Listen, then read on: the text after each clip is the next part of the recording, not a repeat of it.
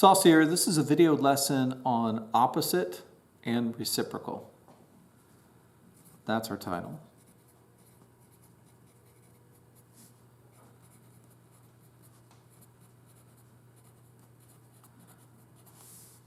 These are not the same things,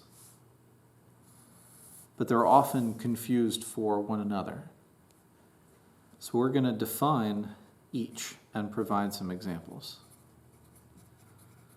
The opposite of a number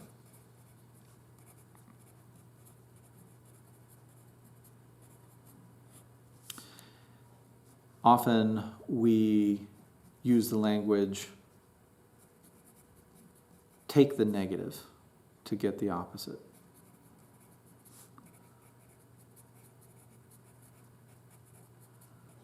Something else that is common to think, change the sign.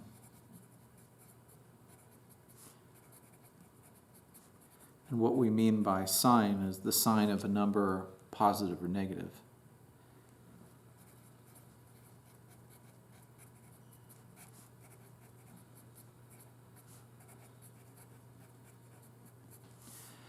But what the opposite is, and what we mean by it mathematically, is the result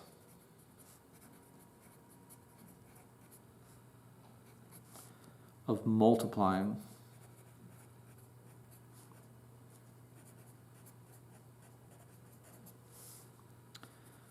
by -1. And we also have to remember that if our number was negative already, the result of multiplying by -1 would mean that we need to think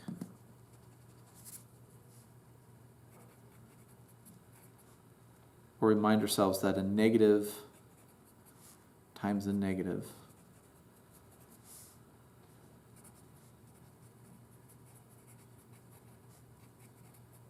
is a positive.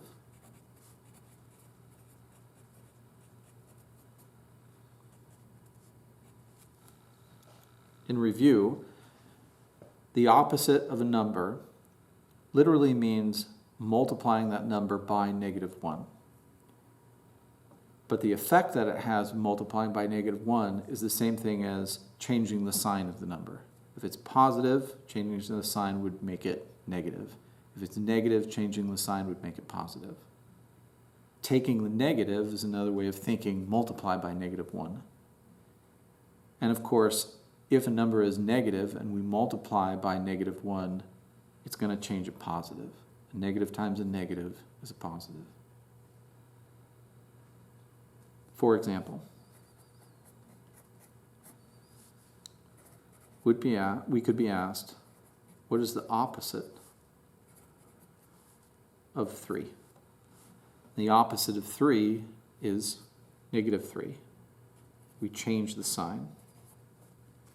Mathematically, what we've done is we took 3 and we multiplied by -1. The result was -3. Another example. The opposite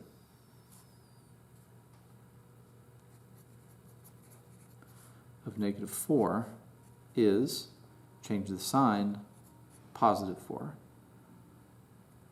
But what we've done mathematically is we took the number -4 and multiplied by -1, and the result was positive. Negative times a negative equal to positive. And we could show, using the positive symbol, same thing as plus, that it's +4. But if a symbol is not in front of a number, it's implied that it's positive. So we don't need to show the positive sign for a number to be positive, but we do have to show the negative sign for it to be negative. What's a reciprocal? Not the same as what we've been talking about.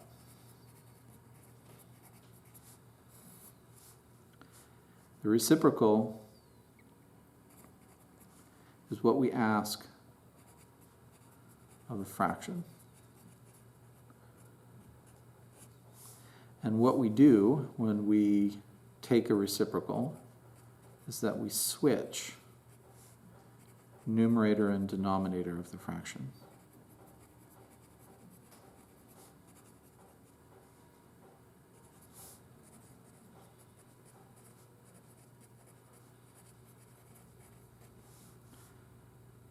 So a fraction could be 3/4. Fraction has two parts, a part above the fraction bar and a part below. And the part that is above is the numerator. The part below is the denominator.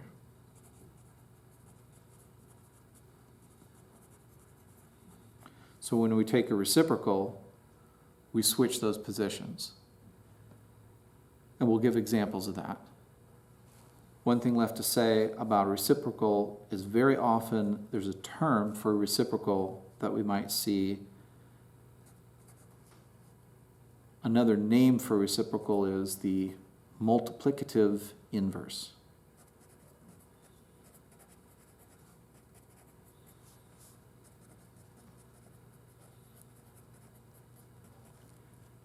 And the reason why we call a reciprocal the multiplicative inverse, we'll study later in practice.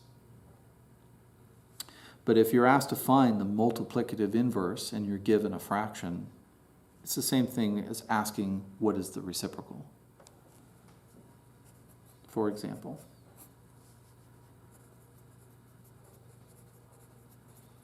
the reciprocal of 3/4 is a fraction where we switch the 3 and the 4. A reciprocal is not equal to what it started. 3/4 is not equal to 4/3, but they're reciprocals of each other. Another example. Find the reciprocal of -7. Well, a reciprocal is a switching of numerator and denominator of a fraction. -7 doesn't look like a fraction. So we need to consider first -7 in fraction form. -7 is a decimal number. Its sign is negative. But we can show it as a fraction by dividing by 1. Dividing by 1 doesn't change the quantity. So -7 is equal to -7 divided by 1. And now that it's in fraction form, we can take the reciprocal by switching numerator and denominator into 1 over -7. Now this is equal to -1 over 7. Because we have a negative grouped with the 7, it makes the whole fraction negative. But it doesn't matter where we put the negative. It could be grouped with the 1 or out front. Wherever we put the negative, doesn't matter. The reciprocal is going to be the negative of -7 is -1/7.